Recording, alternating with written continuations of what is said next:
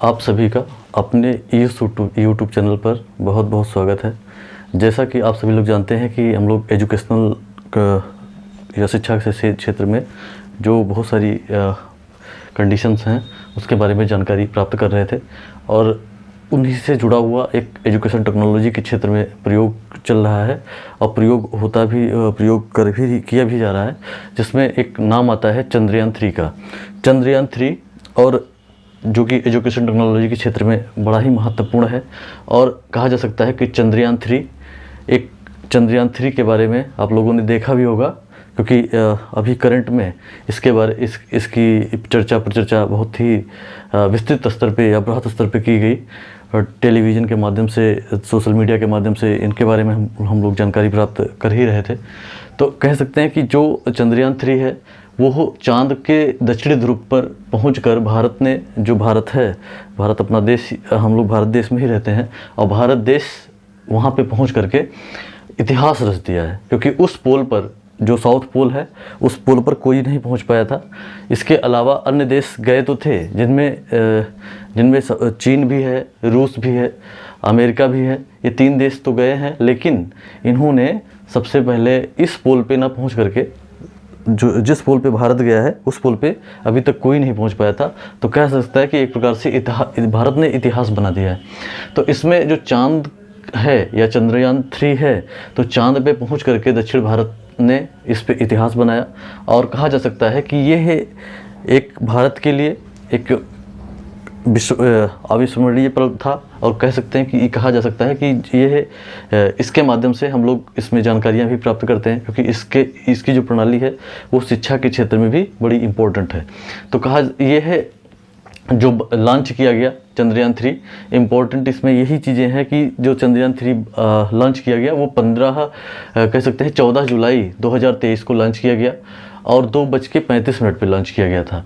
जो रॉकेट का नाम था LVM, कह सकते हैं LVM 3 था, M4 के नाम से जाना जाता है, रॉकेट का नाम था। और जो स्थल था वो सतीश धवन अंतरिक्ष केंद्र था। जो स्थल था, जिस स्थल से इसको छोड़ा गया अंतरिक्ष में और जाकर के चांद पे पहुंचा और सफल लैंडिंग भी हुई है इसकी, तो जान सकते हैं वो 23 अगस्त 2023 को ही हुई है।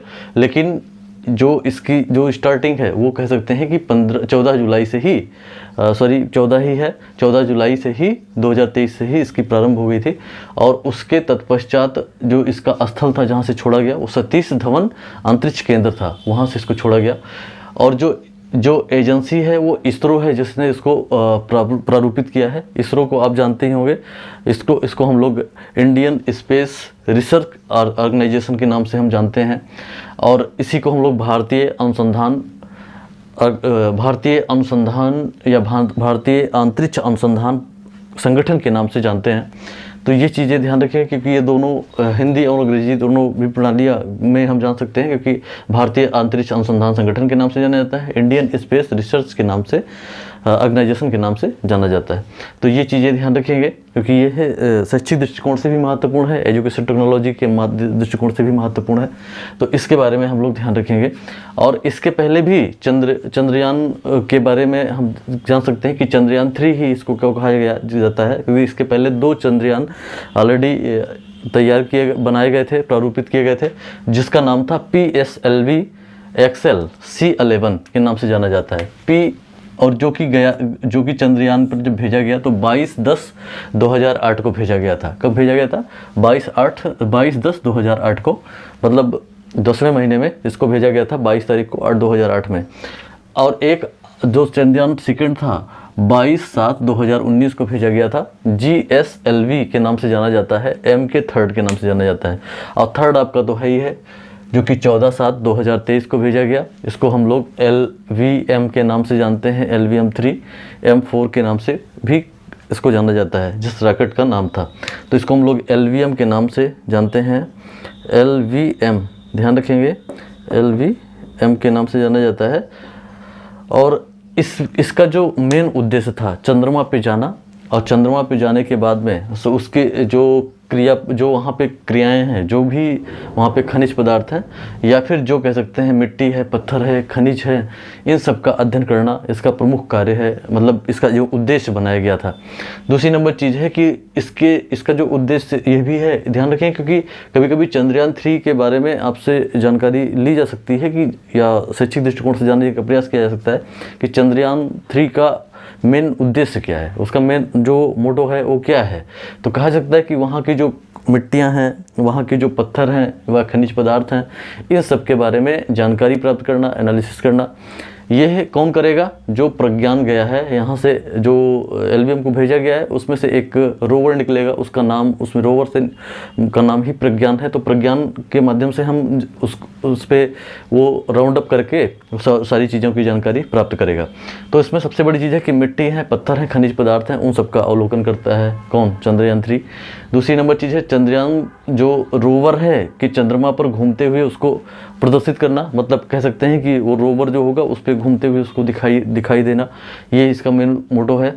चंद्रमा की सतह पर सुरक्षित एवं अच्छे प्रकार से लैंडिंग कर पाना, या कह सकते हैं ठीक ढंग से लैंडिंग करना। और फिर यथास्थान वैज्ञानिकों का संचालन दक्षिणी ध्रुव पर सॉफ्ट लैंडिंग और शोध करना मतलब एक प्रकार से जो ये रोवर होगा या प्रज्ञान होगा, वो कह सकते हैं कि एक प्रकार से वहाँ पे जाकर के रिसर्च करेगा कि कौन कौन सी चीज़ें वहाँ पे पाई गई हैं। वैसे आप ये ध्यान रखें कि जब इस पे ये सारी प्रणालियाँ होंगी तो उसमें बहुत सारी चीज़ें निकल करके आएंगी, कि जैसे कहा जा सकता है कि प्रज्ञान जब ये जो कार्य करेगा तो इसकी उपलब्धियों में जो सम्मिलित होंगी, जो चीज़ जानकारी प्राप्त होगी, उसमें कह सकते हैं कि वहाँ पे जैसे पेपर्स में भी बताया गया है, पेपर्स जो न्यूज़ पेपर्स में जो बताया गया है उसमें जैसे बताया सकता है कि ऑक्सीजन की मात्रा क्या है, सल्फ़र की मात्रा क्या है, या कैल्शियम है कि नहीं है, आयरन है कि नहीं है। तो ये सब चीज़ों की जानकारी वो प्राप्त कर सकता है कौन? रोवर या प्रज्ञान। ये चीज़ें ध्यान रखें, ये इसका मेन उद्देश्य है किसका? जो चंद्रयान 3 को भेजा गया है। और चंद्रयान 3 को जो बनाया गया वो जो चंद्रयान 3 के माध्यम से हम जानकारी प्राप्त कर रहे हैं, और जो इसको तैयार किया गया, तो कारण यही था कि इसके बारे में हम जानकारी प्राप्त कर सकें। दूसरी नंबर चीज़ यह है कि जब इसको भेजा गया तो इसमें ध्यान रखेंगे कि यह दक्षिणी ध्रुव पर सफलतापूर्वक पहुंच पाया था, दक्षिणी ध्रुव पर ही पहुंचा। और कह सकते हैं कि जब यह पहुंचा तो 23 अगस्त 2023 को ही पहुंचा। कब पहुंचा? वहां पे जाकर के ये 23 अगस्त 2023 को पहुंचता है और सॉफ्ट लैंडिंग भी करता है, और अच्छे प्रकार से वो जानकारियां भी लेता है। और जानकारियां लेने के बाद में वो प्रज्ञान जो जानकारियां सूचित करता है, वो बताता है, जो पेपर्स या न्यूज़पेपर्स के माध्यम से हम कह सकते हैं, जो न्यूज़पेपर्स होती हैं उसके माध्यम से बताया गया कि वहाँ पे ऑक्सीजन की मात्राएं भी ऑक्सीजन की मात्रा भी उपलब्ध है, और कह सकते हैं सल्फ़र की मात्रा भी उपलब्ध है, और कैल्शियम भी है, आयरन है, क्रोमियम है, मैग्नीशियम है, और ये सभी सिलिकॉन है, ये सभी चीज़ें वहाँ पे उपस्थित हैं। इसरो ने ये भी जानकारी दी कि वहाँ पे इन सभी चीज़ों की न्यूज़पेपर के माध्यम से जानकारी प्राप्त होती है, ये सभी चीज़ें वहाँ उपलब्ध हैं। लेकिन इसकी जानकारी अभी चल रही है कि जो हाइड्रोजन है कि नहीं है, तो ये चीज़ें उसके बारे जानकारी प्राप्त की जा रही है। तो इसके बारे में हम लोग चंद्रयान 3 के बारे में जानकारी प्राप्त कर रहे थे, क्योंकि चंद्रयान 3 कह सकते हैं कि बड़ा इम्पोर्टेंट है, और जाना जा सकता है कि यह कैसे अंतरिक्ष में गया, कैसे प्रणाली के माध्यम से ये रोवर घूम करके, उसी का नाम प्रज्ञान भी है, और कह सकते हैं रोवर के माध्यम से हम जानकारी को प्राप्त कर सकते हैं। इसके माध्यम से कहा जा सकता है कि इसरो ने जब यह उपलब्धि प्राप्त हुई, चंद्रयान 3 वहाँ पे गया, सॉफ्ट लैंडिंग की, और अच्छे प्रकार से सारी प्रणाली चल भी रही है, तो इसके माध्यम से उसने जो भारतवर्ष में जो बताया गया, जो इसरो को 23 अगस्त को बताया कि नेशनल स्पेस डे के रूप में भी मनाया जाएगा। ये बड़ी इंपॉर्टेंट है, नेशनल स्पेस डे के रूप में मनाया जाएगा। ये घोषित किया गया है भारत के प्रधानमंत्री के द्वारा। तो ये चीज़ें भी ध्यान रखेंगे, क्योंकि ये भारत के मुख्य प्रणाली से जुड़ा हुआ है। दूसरी नंबर चीज़ है कि अब भारत ने चंद्रयान 3 के बाद में आदित्य L1 को सूर्य की ओर भेज दिया है, सूर्य की किरणों की ओर भेजा है। और यह जो आदित्य L1 है वो सूर्य के जो उसके किरण हैं या उसके जो बाह्य तत्व हैं उसके बारे में जानकारी विस्तृत आधार पे प्राप्त करेगा। और इसको प्राप्त करने के बाद में वो वैज्ञानिकों को सूचनाएं भेजेगा और उसके माध्यम से हम विस्तृत जानकारी आगे भी प्राप्त करते रहेंगे। नेक्स्ट टाइम में हम लोग आदित्य L1 के बारे में, G20 के बारे में और कह सकते हैं जो करंट में जो चल रही प्रक्रियाएं हैं उनके बारे में जानकारी प्राप्त करेंगे। आप सभी लोग जो नए हैं चैनल पे, जो भी नए चैनल पे हैं वो सभी लोग चैनल से जुड़े और लाइक शेयर सब्सक्राइब करते रहें और सभी बच्चों को शेयर भी करते रहें, क्योंकि ये सारी चीज़ें बड़ी इम्पोर्टेंट हैं जो कि भारत में करंट अफेयर से तो संबंधित ही हैं, प्लस एजुकेशन टेक्नोलॉजी से संबंधित हैं, जो कि सभी के लिए महत्वपूर्ण है। आप सभी का बहुत बहुत धन्यवाद।